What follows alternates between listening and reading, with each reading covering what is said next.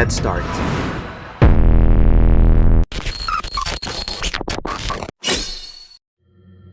Welcome back to the ethicsguildpodcast, where we explore human experiences. Today, we aren't just talking about politics. We are performing an autopsy on a government agency that has evolved from post 9/11 necessity into a force that is traumatizing the very people it was sworn to protect. We also have to talk about the silence of those agents that know this is wrong but can't speak, and also the silence of the American people who disagree with these policies, but yet they feel powerless to stop it. But the question is, how can you stop a federal agency that has immunity? In order to understand the immunity ICE has today with creating internal terror and doing all these raids, we have to understand the pendulum swing. Let's go back to relative time. To understand 2026, we have to look back. Politics is physics. Very similar. For every action, there's an equal and opposite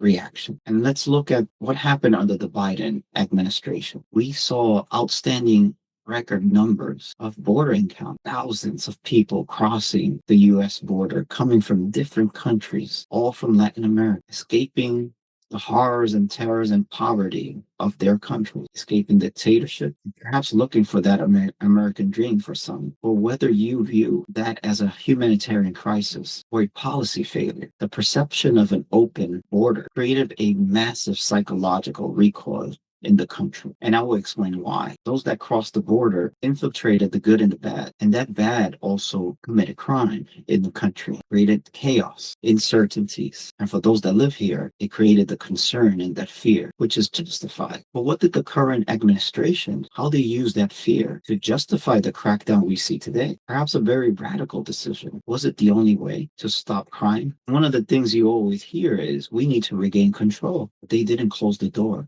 Our government did not close the door. What happened is they militarized the house. We swung from a policy of overwhelming influx to a policy of overwhelming force. And unfortunately, Renee Good was caught in the middle of this pendulum swing, costing her life and now motherless kids. Something we need to reflect. What would those kids think about their mother and the country that sworn to protect her and her mother? This is a classic overcorrection. But the tragedy is that we're now punishing citizens for the failures of past policies. We have to ask ourselves, is the solution to a broken border really a broken constitution? Is it right what happened to Renee? First and foremost, let me know how you feel about this question and what do you think about it? Leave your comment. Let's talk a little bit about this. And if we're going to start analyzing past behaviors, I want to go a little deeper on history here because we have seen this movie before. If we study the evolution of the FBI under J. Edgar Hoover, you see a terrifying parallel to what ICE is becoming today. And what I mean with this is the lack of accountability. And also I mean the structure of power. In the 1950s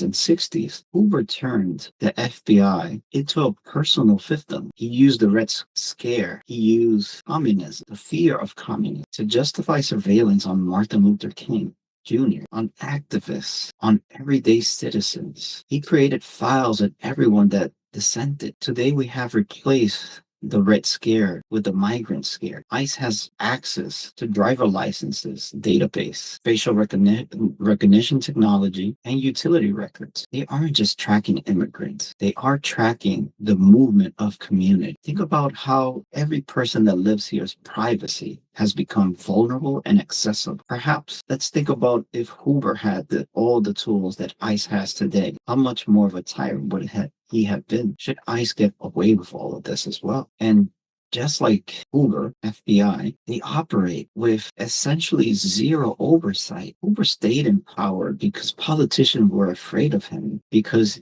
he could blackmail them at any time. Today, politicians are afraid of being called weak on the border crisis. So they gave ICE a blank check. We have built a domestic intelligence agency that operates inside the U.S., often ignored judicial warrants and answers to almost anything. No, this is the typical secret police model. You could see the similarities even close to how the Gestapo used to operate. And when an agency can detain people without trial and operate in the shadow, it really stops being law enforcement. It starts being a regime. And I brought this Hoover paradox because Hoover's legacy was un-American. The question is, why are we rebuilding it under a different name and different act? And remember, you can be the next one on their list at any time. As you see, we discussed the search of power, but now let's put a name to the legal problem. We have a government policy that has, by design, pushed beyond the established constitutional line. We're talking about granting ICE agents complete immunity to arrest anyone at any time or place, even without initial suspicion. If this is not discriminatory, I wouldn't know what is. Discrimination against everything and anything they believe that is a threat. This immunity creates a climate of fear for everyone. It's not just undocumented migrants who are at risk. It is a chilling effect for legal residents and citizens. And we have seen also veterans being affected by this. When we hear stories of implicit bias, determining who is stopped, questioned, and detained just because of their appearance or their language they're speaking, we can see that the system is fundamentally broken. Just think about this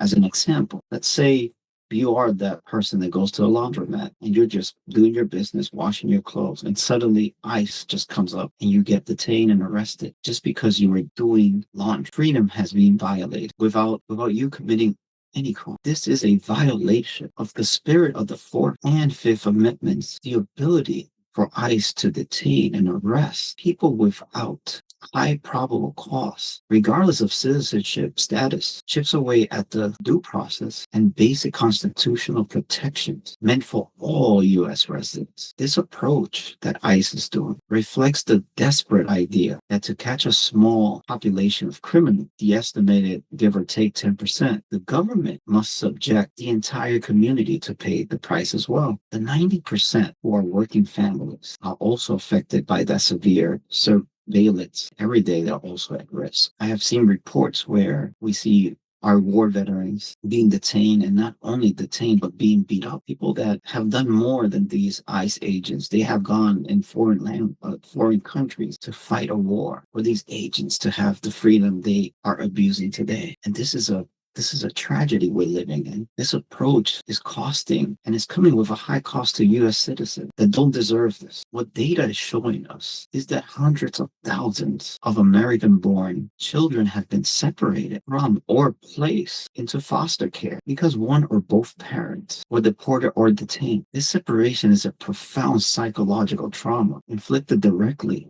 on U.S. citizens in the name of the border integrity. And we have to ask ourselves, can a government justify policies that intentionally violates the rights and dignity of the non-criminal majority just to catch a small percentage? That is the question at the heart of this constitutional crisis we're all experiencing today. But now welcome back again, Ethics Guild Podcast, where we explore human experiences. And if you haven't subscribed yet, do not forget our campaign.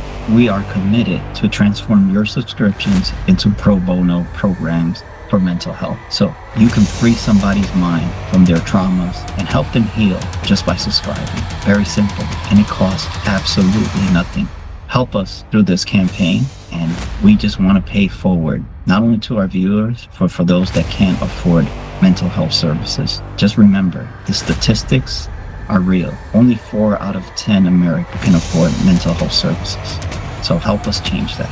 Hopefully, we can move the statistics and perhaps move it from 4 to 5 out of 10 people have good mental health services. Let's start.